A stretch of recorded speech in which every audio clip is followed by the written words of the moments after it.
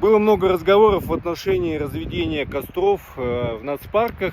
Напоминаю, что это запрещено во всех случаях, за исключением специально подготовленных участков. Сейчас я в Тургенской филиале Ильи-Ултауского нацпарка.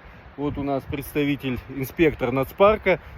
Какое количество у вас в общем по ущелью подготовленных площадок? По ущелью вот такой вот, в прошлом году подготовлено 16, в этом году тоже планируется.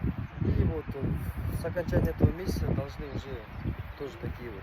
Вот, и еще что важно, на самом деле нацпарк это не очень богатая организация, и если есть спонсоры, компании, которые готовы помочь нацпарку выделить стройматериалы, людей или сами подготовить площадку, обращайтесь в нацпарк, да, всегда поддерживается инициатива такая, и для того, чтобы не было вот этого скандала, вот, не дают костер разводить, ой, штраф выписали, прочее, 5-10, уже приложите хоть что-нибудь, какие-то усилия для того, чтобы сделать жизнь нашу цивилизованной, с одной стороны, и беречь дикую природу от пожаров.